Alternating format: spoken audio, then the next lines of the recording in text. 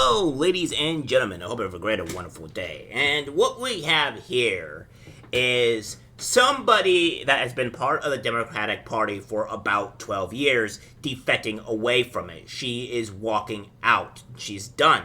And this is a huge thing because when you have somebody that's been part of the Democratic Party for 12 years, that was in the political power of the Democratic Party for 12 years, you start to see that the Democratic Party is nothing but a fear-mongering bunch of evil people that doesn't need to be here. It goes to show that these are the things that are going on. Now, I'm not saying that there is no Republicans or what have you that doesn't do this, because I'm pretty sure there's some that are, and they need to go into the I thought you could say the weed whacker or whatever you see fit, gas chamber, whatever you want to see repercussion, to be smited.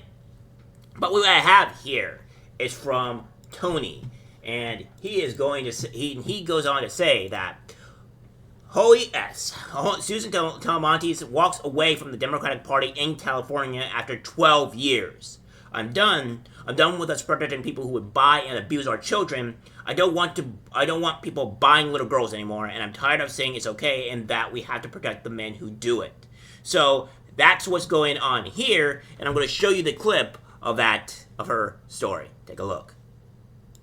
Thank you, Mr. President and members. I'd like to say, as a progressive, proud member of this body for the last 12 years, I'm done.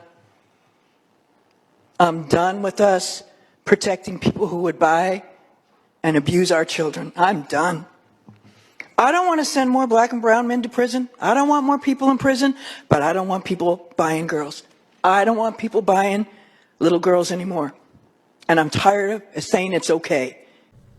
Here's one thing that I want people to start understanding here just a little bit, is that it's like black and brown people, specifically blacks or what have you, whatever you want to call them, is the reason why this is kind of going on. I mean, in terms of, them committing more crime, I think that I will be doing possibly a live stream at some point on Tuesday of explaining on, like, what is the actual culture or black culture of people today?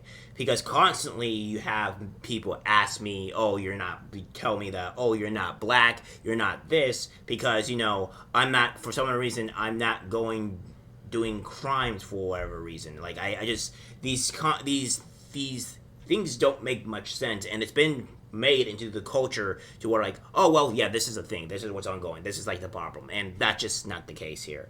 But again, she's stepping away from this, which is a start. And that we have to protect the men who do it. As a mental health professional and as a social worker, I can tell you I've spent my entire career working with people who have been wounded. I'm not going to say beyond repair, but they have been wounded to their core by the abuse that's been heaped on them, oftentimes by those that they love and look to protect them. And if their parents won't do it, then by God, we should. Again, I am not arguing that we open the gates to flood our prisons with people, but I am arguing that we have a moral responsibility to say enough. Enough. We have given away enough on this area, and we've got to move back into the center, or we all look like fools and laughing stocks. And what do we stand for? I ask all of you to watch the documentary that Senator Grove was in, Senator from Kern County was just in, that talked about this very place in Sacramento where girls are being bought and sold. Men are being given a slap in the hand or a couple days, and then they're back out again, and they do the same thing. They get caught over and over and over again, and somehow that's okay. It's not okay. This is a thing that's constantly ongoing in most democratic states, where criminals will go and commit and do an act, and then they'll be immediately released within 24 hours. That's just something that is always happening in the democratic states, and it's not going to be stopping. The only way that you're going to actually stop this is if you switch the actual parties and the people be, obviously punished for stuff like this. And again, if people just don't seem to understand that, like, if people commit this act, then they need to be punished. Politicians, if they commit an evil act, they should be punished. And I'm not talking about Donald Trump here because he didn't commit any evil acts. The only thing he may have had a a slight error, but they have 34 counts, and the way it was so rigged is outrageous. But that's not the point. We're not going to get there. Is that people need to be held accountable for the actual actions that they do. And currently, the way the California law works is that if you go and commit a crime, you are released released from jail within at least 24 hours. Or, like, for example, what's happening in Sacramento is that a lady was going out and burglarized a store, or maybe it was a restaurant. The cops were there, seeing her, and they just didn't do anything. I mean, the reality is that California is just so warped morally that it needs to be changed from the inside out. That's the only way that's going to happen.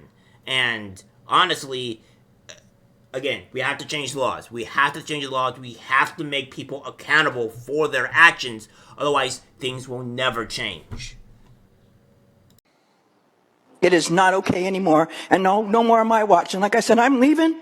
But the rest of you who are going to be here for a while, let's get our stuff together and really start focusing on some of the important things. We talk about learning and we talk about being safe. This is like at the core of it. And a lot of these kids can't be throwaway kids. They're poor kids. They're kids of color. But they shouldn't have to live a life determined by what happens to them by others at a very young age, and by have the Democratic Party of California say it's okay. It's not okay.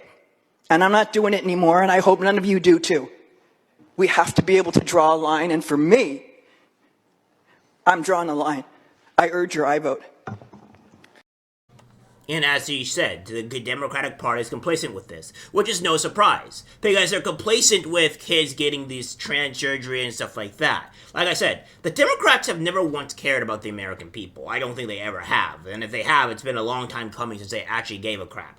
But the only thing that the Democrats actually care about is their own political power and how they can reign over the American people. That's the only thing they care about. As I said times and time again, that the Democrats don't care about black people, they don't care about the Latinos, they don't care about anybody, no ethnicity, and the only reason why they want your vote, black people, is so they can have control over you. They don't care. And Kathy Hochul has gone out and pretty much said that to where she's like, oh well, black people don't know what a computer is in the Bronx. Like, let their own words speak for themselves and their actions. They don't care, they never have. And this is the reality that we're living in. But this is a good thing because one person, a Democratic, that's finally woke up from her moral, after 12 years of being completely immoral and insane, has now seen the light and day and cannot stand it anymore and is going to be against it. And that's just where we get where the Democratic Party is now being shut out. It's being pushed out. Democrats are defecting. People are getting tired of it. And only the morality part is only going to last so long. Alright guys, that's it for the video. Like, subscribe, share. As always, take care, my friends. I'm disgusted by what I see in public. Even people closest to us can't be trusted. This is algorithmic disease, the social media.